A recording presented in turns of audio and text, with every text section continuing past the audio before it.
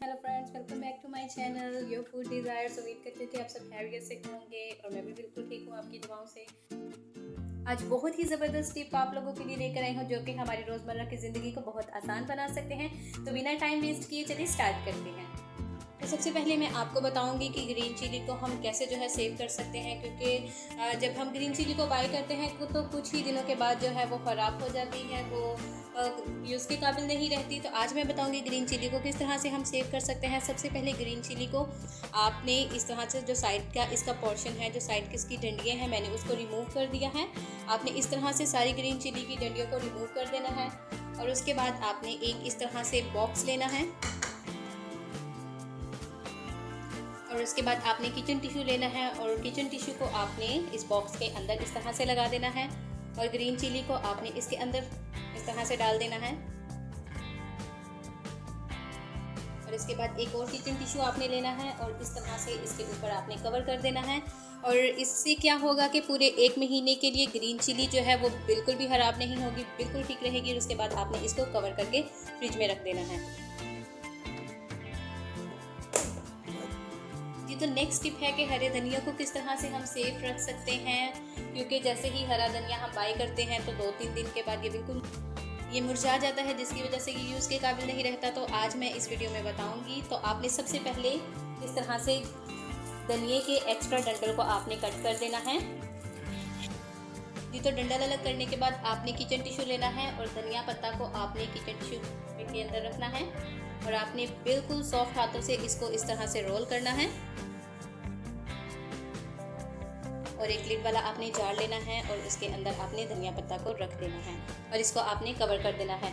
1-1.5 हफ्ते के लिए धनिया पत्ता जो है वो बिल्कुल फ्रेश रहेगा। ये तो नेक्स्ट टिप है, हम टमाटरों को किस तरह से सेव कर सकते हैं। जैसे ही हम टमाटर बाय करते हैं कुछ दिनों के बाद ये बिल्कुल ख़राब हो जाते हैं। तो आज मैं बताऊंगी कि टमाटर को किस तरह से हम सेव कर सकते हैं। टमाटर को आपने इस तरह से लेना है और इस पॉइंट पर आपने स्कॉच टेप इस तरह से लगा देनी है।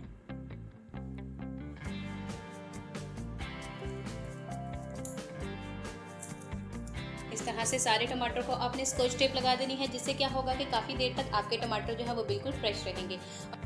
आप इसको किसी भी टोकरी में रख के आप इसको फ्रिज में रख दें।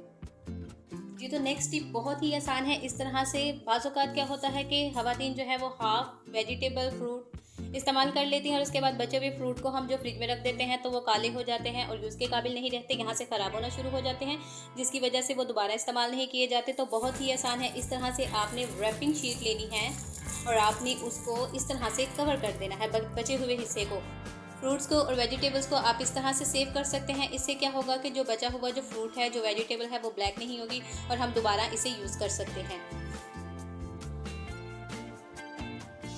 जी, तो हम बचे हुए फ्रूट को किस तरह से सेव कर सकते हैं। एक और बहुत ही आसान टिप, इस तरह से ये कुकिंग फूड शीट जो है ये आपने बाई कर लेनी है। ये बहुत इजीली हम मार्केट से परचेज़ कर सकते हैं।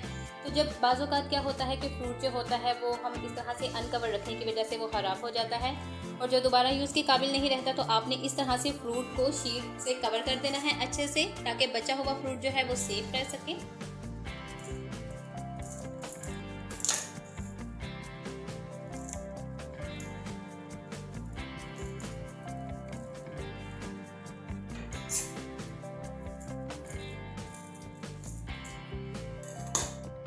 जी, तो इस तरह से बचे हुए फ्रूट को आपने कवर कर देना है कुकिंग शीट से और इससे क्या होगा कि फ्रूट जब भी आप इस्तेमाल करेंगे, जब भी आप इसको खाना चाहेंगे, इसका टेस्ट बिल्कुल फ्रेश रहेगा और ये बिल्कुल महफूज रहेगा जर्म्स वगैरह से।